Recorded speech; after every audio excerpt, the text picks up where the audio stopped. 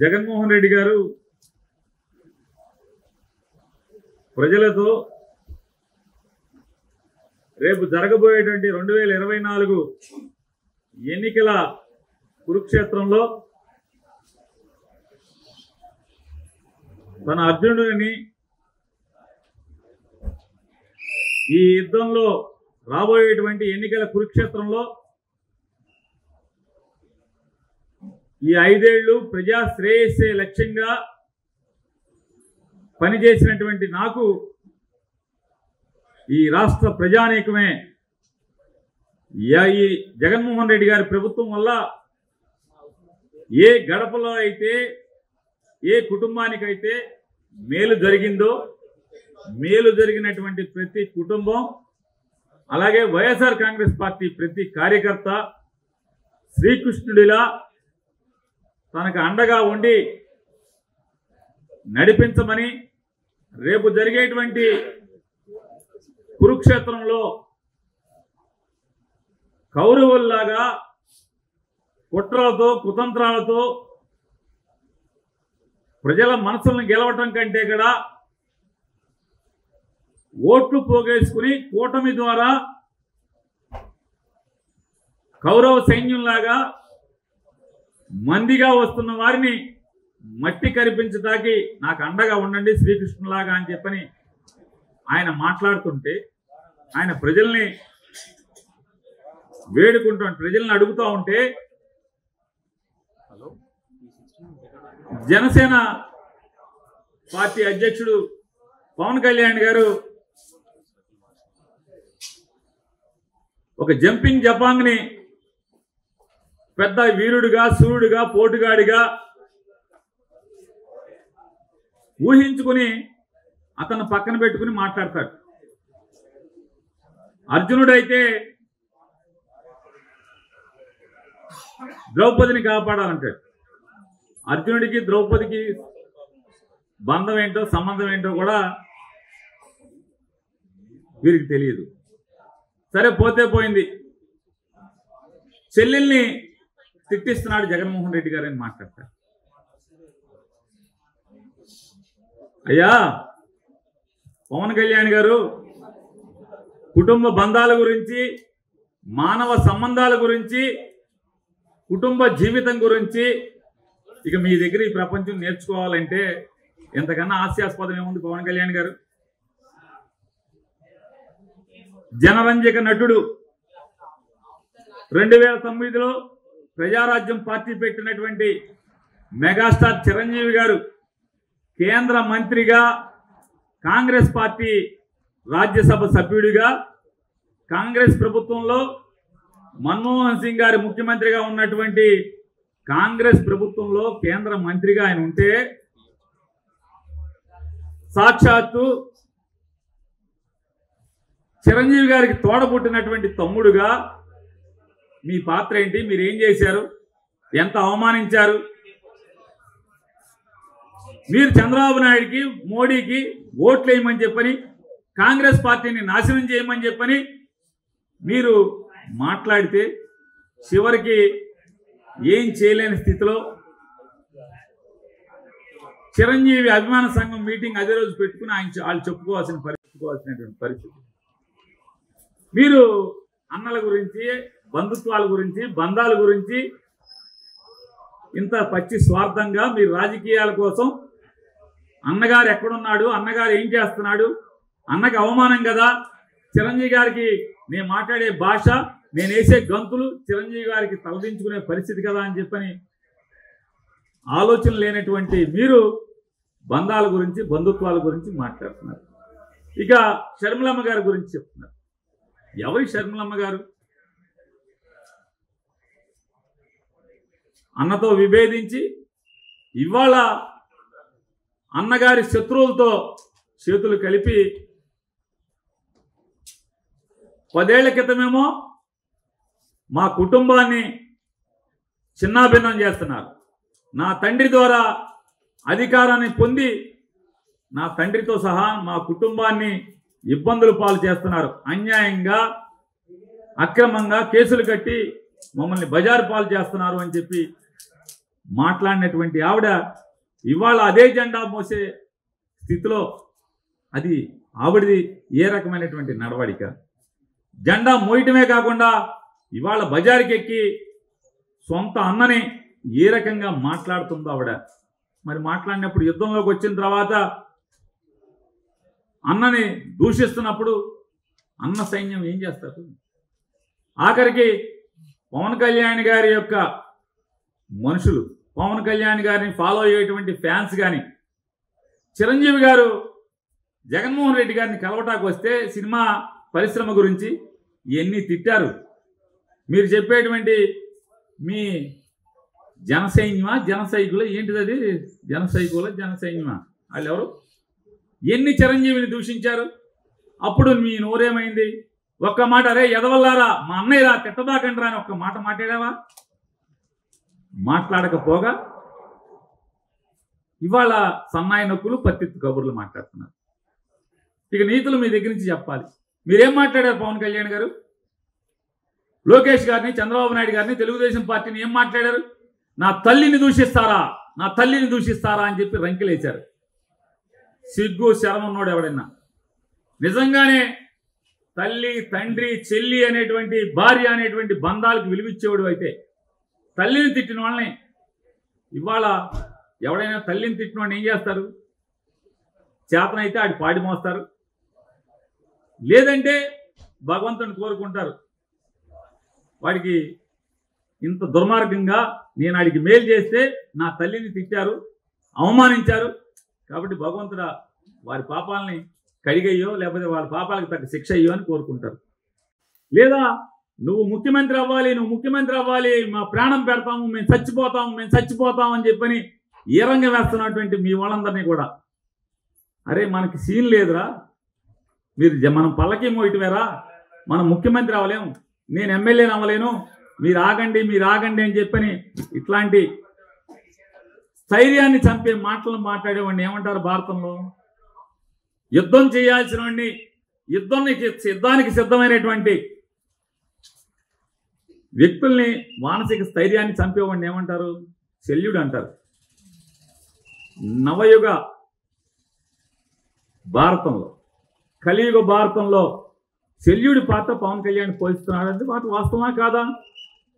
యుద్ధం చేస్తున్నట్టే అంటే యుద్ధానికి సిద్ధమైనటువంటి జన సైనికుల్ని నిర్వీర్యం చేస్తూ వాళ్ళ మానసిక స్థితిని చంపేస్తూ వాళ్ళ ధైర్యాన్ని చంపేస్తున్నటువంటి అండి ఇవాళ కలియుగ శల్యుడు నువ్వు.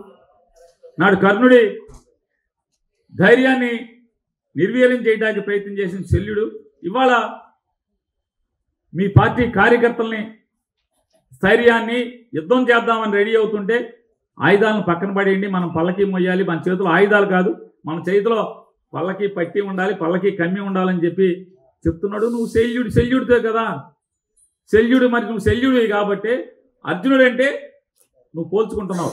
అర్జునుడికి శల్యుడికి పోల్చుకున్నప్పుడు నీకు బాధ కలుగుద్ది, ఆ బాధతో మాట్లాడేటువంటి మాటలు.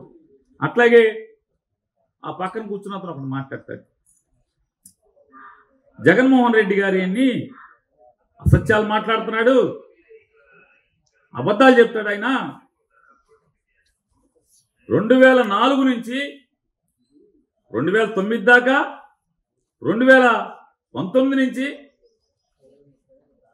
2024 దాకా మొత్తం నాకు తెలుసు అన్నాడు. మరి అన్నీ తెలిసినాడు అసలు జగన్మోహన్ రెడ్డి దగ్గరికి ఎందుకు వచ్చావు? సిగ్గు శరం లేదా? ఎందుకు వచ్చావు?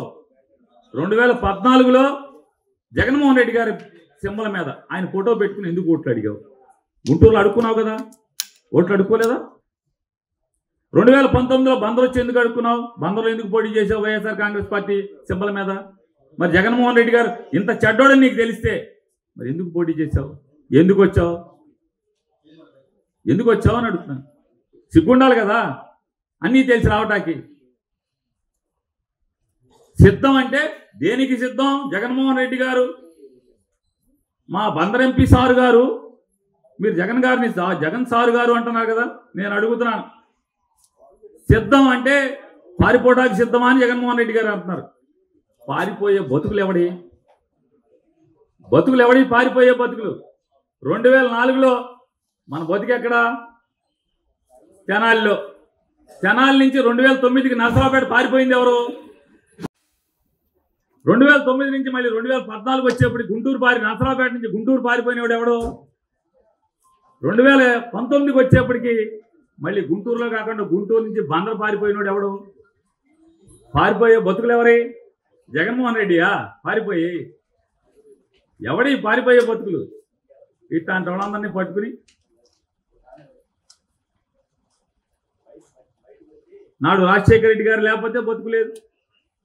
చనిపోయిన రాజశేఖర రెడ్డి గారి గురించి, కేవీపీ రామచంద్రరావు గురించి సాయంత్రం 8 తర్వాత ఢిల్లీలో ఏం మాట్లాడుతున్నావో కేవీపీ రామచంద్రరావు గారు తెలియదు అనుకుంటున్నావా? ఎంత అసహ్యంగా జుగుప్సాకరంగా జగన్మోహన్ రెడ్డి గారి గురించి ఇవన్నీ మాట్లాడుతున్నావో ఎవరికి తెలియదు అనుకుంటావా? పవన్ కళ్యాణ్ గురించి ఏం మాట్లాడావో తెలీదా? 2023 జనవరి ఫిబ్రవరి మాసాల్లో చంద్రబాబు దగ్గరికి కౌరు చేస్తే చంద్రబాబు ఇది మన స్కూల్ కాదురా బాబు, ఇది చాలా డేంజర్ కేసు, ఇది మనకొద్దు, పవన్ కళ్యాణ్కి తోసేయండి అని చెప్తే పవన్ కళ్యాణ్ గారి దగ్గరికి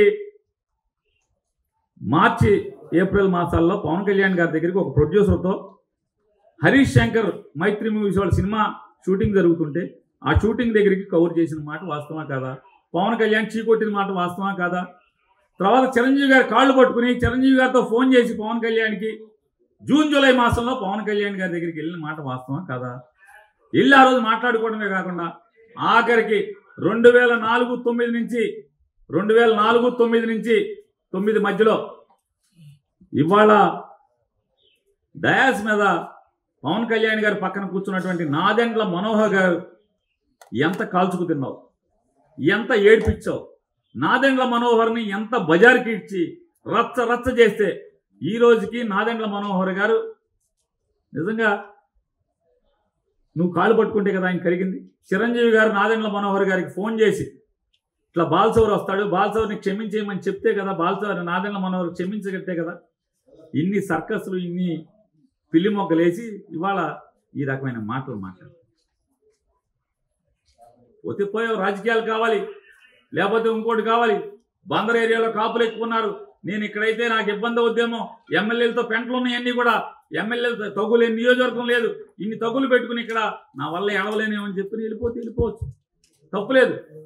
మరి రాజకీయాల కోసం ఎంతోమంది గోడలు దూకుతున్నారు, పార్టీలు మారుతున్నారు. మారండి, ఎవడు ఆక్షేపణ లేదు ఇవాళ. ఎందుకంటే ఇది కలియుగం, కాలమంట చచ్చింది, ఇబ్బంది లేదు, తప్పు లేదు, ఎందుకంటే లోకమంట చచ్చింది కాబట్టి. కానీ అటుకెళ్ళి మాట్లాడతాం ఈ భాష. నిజంగా సిగ్గుసారి ఉన్నవాళ్ళైతే ఎవడైనా నాదెండ్ల మనోహర్ కాలు పట్టుకుంటారా? ఎవడైనా ఎంత ఏడిపించావు, ఎంత నాదెండ్ల మనోహర్ని, నాదెండ్ల మనోహర్ గారి శ్రీమతి గారిని ఎన్ని దుర్భాషలాడి, ఎన్ని మాటలు మాట్లాడి వీళ్ళు కాలు పట్టుకునే పరిస్థితి. ఇంక జగన్మోహన్ రెడ్డి గారి జీవితం అంతా తెలుసంట, లోపల తెలుసంట, బయట తెలుసంట, ఒంటి మీద మచ్చలు తెలుసంట. ఏం పుట్టి మచ్చలు తెలుసు? మరి ఇన్ని తెలిసినోడు ఎందుకు పోటీ చేయాలి? వైఎస్ఆర్ కాంగ్రెస్ పార్టీ మీద 2 సార్లు ఎందుకు పోటీ చేయాలి? ఇవాళ కాదు రేపటికి పవన్ కళ్యాణ్కి కూడా ఖచ్చితంగా ఏంటో తెలుస్తుంది. ఈ అరువు జుట్టు తెచ్చుకుని, జుట్టు కూడా మంద కాదు కదా, ఎవడో జుట్టు కదా, జుట్టుతో సహా అరువు జుట్టులు తెచ్చుకుని ఈ అరువు పార్టీలు, అరువులు. ఈయనంటే జగన్మోహన్ రెడ్డి గారికి చెప్పాడని రాజధాని ఇక్కడే ఉంచుతామని అంటే ఊరు తిరిగాండ. ఏ ఊరు బాబు? అవి 7 నియోజకవర్గాల్లో ఈ అంతమ్మ ఎన్ని ఊళ్ళు ఉన్నాయో చెప్పగలవా? వచ్చి ఇక్కడ ఉంచుని గబగబా మీడియా ముందు పాఠం చెప్పు. ఎన్ని ఊళ్ళు ఉన్నాయి, ఏ ఊళ్ళో సర్పంచ్ ఎవడు, ఏ ఊళ్ళో ఎంపీటీసీ ఎవడు, ఏ ఊళ్ళో ఎంపీపీ ఎవడు, మా బందర్లో కార్పొరేటర్లు ఎవడు పోటీ చేశాడు, ఎవడు గెలిచాడు, ఎవరికైనా ఓటు అడిగామా?